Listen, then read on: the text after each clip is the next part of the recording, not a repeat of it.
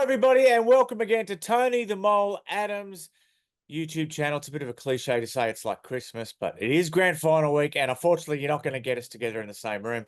I'm down in Wollongong. Got a school reunion tonight as I record this, and Tony's on the beautiful northern beaches of Sydney. So next year there's an Ashes tour, Tony. Maybe we can do it next year.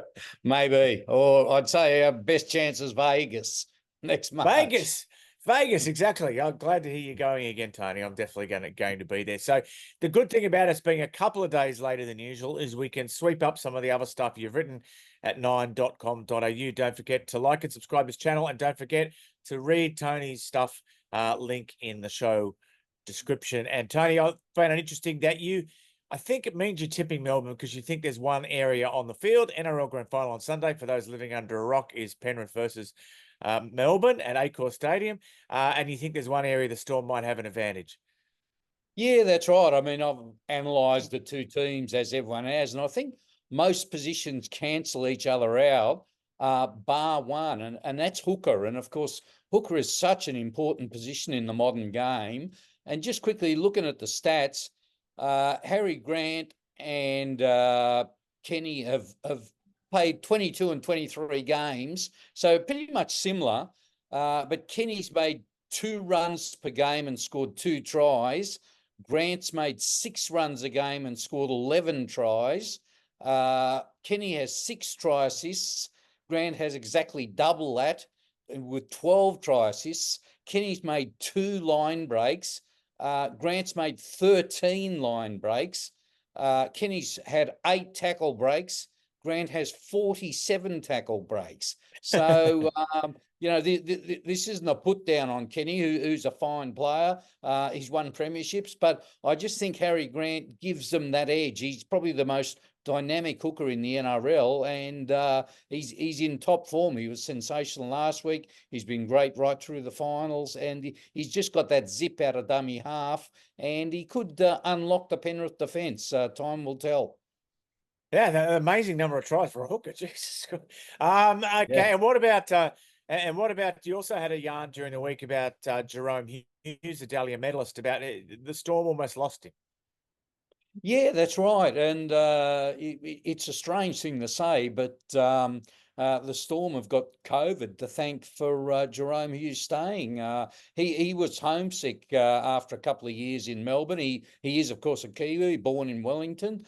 And the Warriors offered him $1 million, which back in 2018, for a guy who wasn't as established as he is now, was a lot of money. And he was all set to go over there with his partner, check out accommodation, check out the Warriors facilities.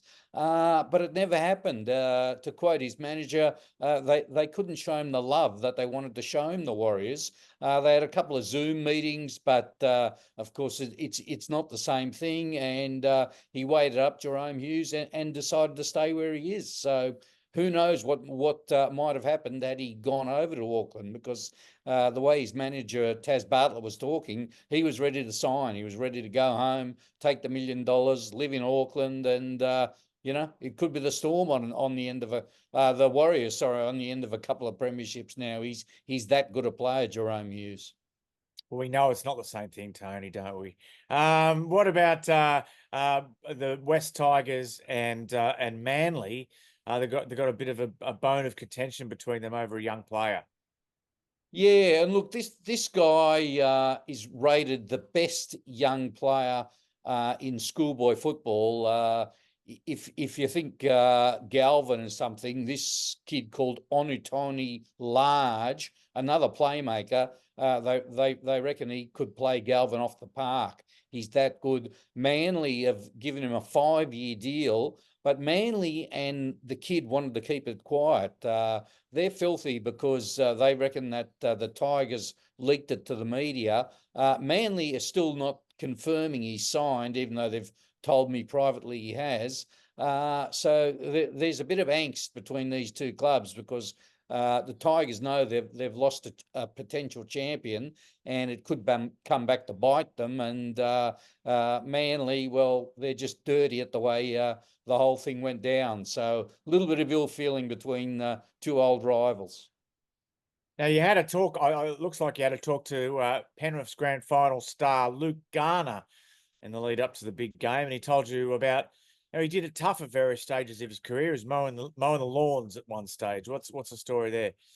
Yeah, that's right. And he's one of these great grand final stories where he's been just all over the place. He's a Gold Coast junior. The Titans didn't want him.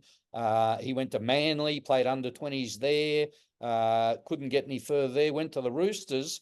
He was actually a winger, would you believe, back then. He's got a bit of pace, so I guess it's not that hard to see. But man, the Roosters wanted to make him a back rower and tried to put weight on him.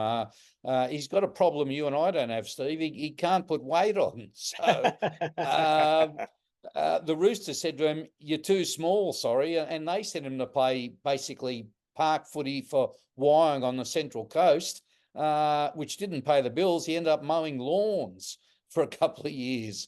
But he said the Roosters also told him his work ethic wasn't good enough, and that really hurt. That was the kick up the arse he needed, he reckons. He got a start at West in the New South Wales Cup. Ivan Cleary, then coach of the Tigers, gave him a run, and he made his debut at the Tigers, and then followed Ivan the Penrith and scored 2 tries the other week, and he's already got 1 grand final. By Sunday he might have 2. So just a really nice story of perseverance paying off for a bit of a battler, shall we say. Now you've got a signing scoop, Tony. Wakefield, new signing back in Super League next year. I won't steal your thunder. I won't use the guy's name.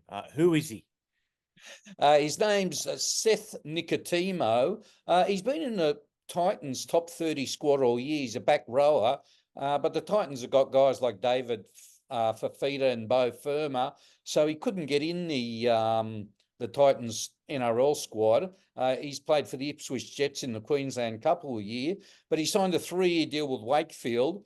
But as part of that 3-year deal, at the end of every season, he's got a get-out clause in case he wants to come back to the NRL. And we've seen plenty of good young players go to Super League, build up a bit of confidence and get gigs back at the NRL. So he could be the next one. And finally, Jordan McLean, the Cowboys player. He's hasn't got a club next year. Is that right? Yeah, well, he's off contract at the moment. He's 33 this week, unsigned for 2025. He had a pretty good season, Jordan McLean. He didn't miss many games. He did the work up front for the Cowboys. He thinks he's getting a new deal. He's got the same manager as the coach, which always helps. And he's talking to him very soon, hopefully, about a new contract. We'll probably get another year out of him. And he's always been good value and one of these players good on the field, good off the field. So look for him to sign up with the Cowboys again soon. And Tony, is your let's tell the viewers, your column on 9.com.au, does it continue through the international series?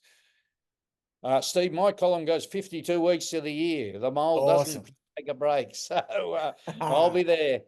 Excellent. And that means we'll be here as well. And we will continue to expand what we're doing. Don't forget to like and subscribe. Tony, give us a grand final tip. Well, with those stats I gave you on Harry Grant, I think he'll lead the way. And if you want a smoky for Clive Churchill medalist, go Harry. I think he's paying $2-3. I think the halfbacks are the favourites naturally, and 2 champions they are. But Harry's just got that ability to break a game wide open. So could be the man. Yeah, I'm tipping Melbourne by 1 point in Golden Point. And I reckon I'll just be safe and tip Nathan Cleary in the losing team to